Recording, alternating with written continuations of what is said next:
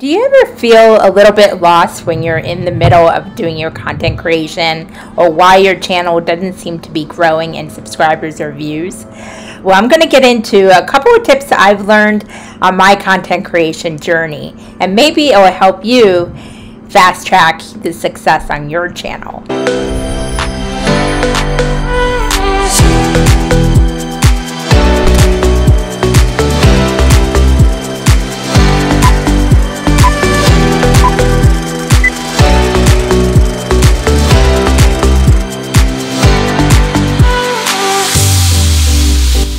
Hello everyone, this is Jenny from the Pixie Post, and I'm back with another episode of In the Life of a Content Creator. And I do want to give a quick disclaimer before I get into it. I apologize for the background noise. This seems to be a recurring pattern in a lot of my videos. Believe it or not, it was quiet as can be until I decided to hit the record button. So, I'm going to try to power through it and see what happens. So in today's video, I wanted to share a few tips with you guys. Little things I've learned along the way of my channel, both on YouTube, ThreeSpeak, and Library. And it's been quite an adventure. The first thing to remember when you first are thinking about creating a channel or just starting video content is just to get started. A lot of us are guilty of waiting for the perfect situation, the perfect conditions, the perfect gear, or the perfect ideas. Sometimes it's just better to get your feet wet, get out there, and do a video. So just get started. Don't be afraid. We've all had to start somewhere. Expect your video to probably flop a few times before you start getting traction, and that is perfectly okay. A few of my videos in the beginning were crap, but it did help me to get into the sync of things. It helped me be more consistent, and as I went along, things got easier. I started learning more things and what worked and what didn't work, and I'm still doing that. That never really ends, no matter how successful you become. Also, be authentic. Be you in your videos.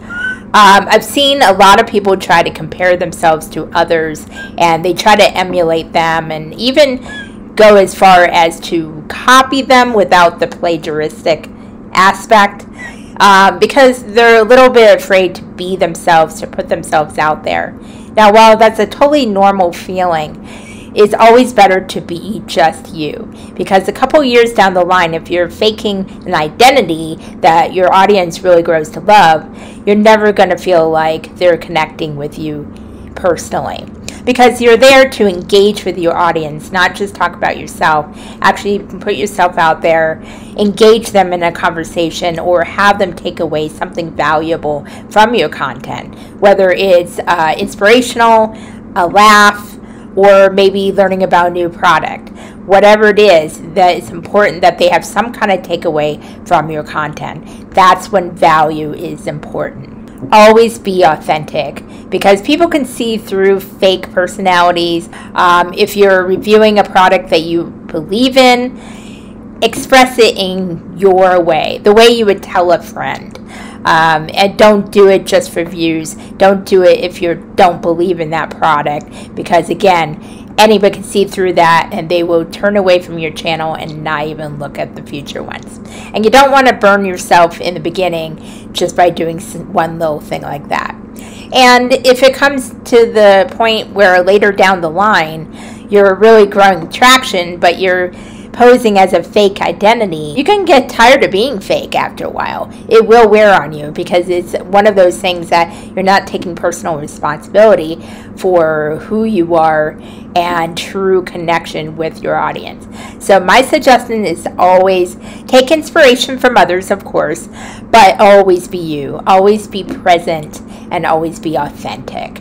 Also, make sure your titles and thumbnails are in sync with what your content is. And what I mean by this is, as we say on a lot of the vlogs and blogs on the Hive blockchain, the title or headline is super important. That's initially how you grab that potential viewer's attention.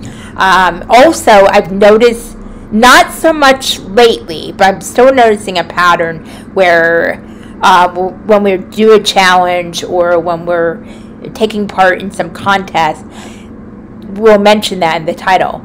Now, while that's okay, it's always better to put your personal subject that you're addressing in that video as it ties into that challenge or contest.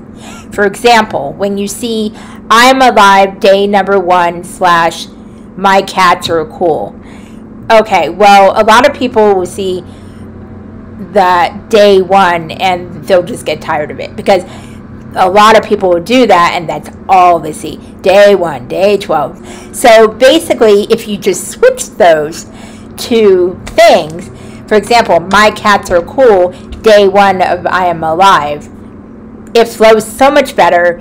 That first part of that headline attracts the potential viewer and they're more likely to click, even if it is in the challenge. So the challenge itself is awesome and I highly recommend it, especially if you are a beginning content creator. But do make your headlines catchier and more personal. You might have to spend an extra few minutes thinking about what it is, but it's definitely worth it. I've noticed a much higher view count since I've been doing that a while back. I started that with YouTube. I kind of got lost in the shuffle on Hive for a while by doing day 1, day 2, and then I started switching up the subjects.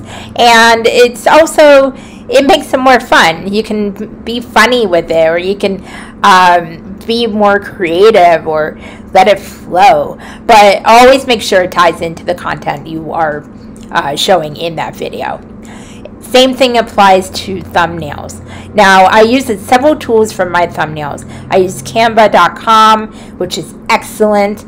Occasionally, I'll even use my TubeBuddy. These two tools really help me with my headlines, my music, as well as my thumbnails. The thumbnails are the other component that attracts the viewer's attention. When they're bright and colorful, or when there's nice simple layout, or whatever ties in with your content, that'll grab their attention. It's okay if they're not that great when you're first beginning. Believe me, it takes a while to get that traction and to start learning how to use these tools. But just keep trying, and each time it'll get a little easier. And don't worry about everything all at once. Just hone in on one thing at a time and grow that part. And then you can do a little tweak here and there with other things and see what works and what attracts more viewers. Also, lack of planning. And to be honest, I am so guilty of this because a lot of the time I have so much going on. But I'm making a pledge to myself to do this a little more. Lack of planning can really, really hurt your videos in the long run. Now, once in a while, we'll do off-the-cuff, wing it kind of videos. I will still do that here and there, and that's totally fine. Because sometimes inspiration will strike us, and we just have to share it with the world. But on a normal basis, it's really good to have some type of schedule. That's where the consistency comes in. If you can only do it once a week, that's totally fine. Maybe you can only do it every other week. Maybe you want to do it 3 times a week, or you want to do it every day. Whatever it is that works with your schedule and what will be helpful to your audience so they know what to expect from you, definitely convey that to them. Let them know, hold yourself accountable, and schedule it in. It's like any business. We have to invest money, but we also have to invest time. So definitely make sure it's not where it will tax you too much, where you won't be able to keep up with it. If you're in doubt how many times you should do a video, do it once a week. Just start that way, see how it feels. And if you feel you want to do more, then gradually start doing more. I know that my scheduling is kind of weird right now because I was into so many projects, and now that I'm allowing myself to slow down a little bit and focus more on my video content, I'm going to be making a different type of schedule. Mondays, I know for sure will stay with Mindful Monday, so I kind of got that locked in. But I'm thinking about maybe scaling it down a bit, But whatever it is, I'm going to think it through, plan it, see what fits with my schedule and my other duties, and go from there. So that's why I highly recommend doing that. And I'll be doing that right along with you. And last but not least, patience.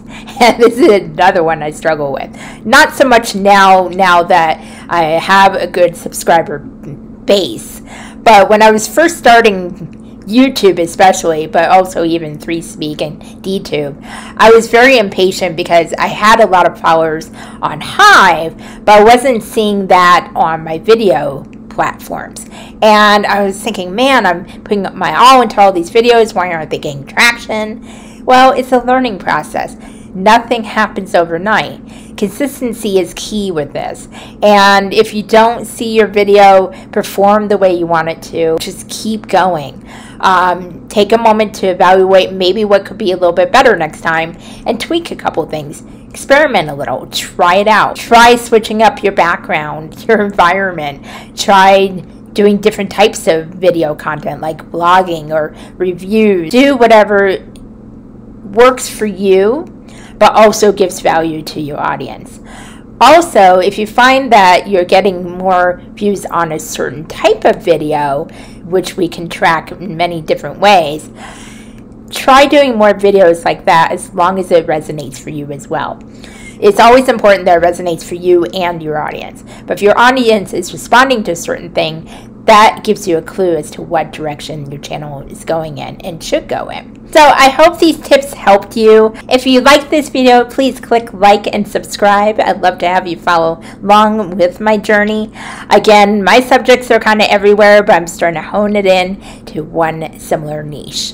Also, if you are a content creator that is consistent and has learned a few things along the way, please feel free to comment below and share any tips that you might feel that will help the new content creator get started. And in the meantime, thank you very much for watching. I hope you found this video helpful. And until the next time, to know thyself is to know thy truth. Namaste.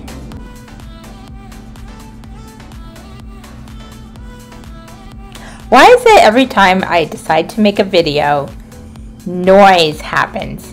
Like the minute I hit the record button, there's weed whackers, lawnmowers, garbage trucks, noisy neighbors, cats. I will never understand.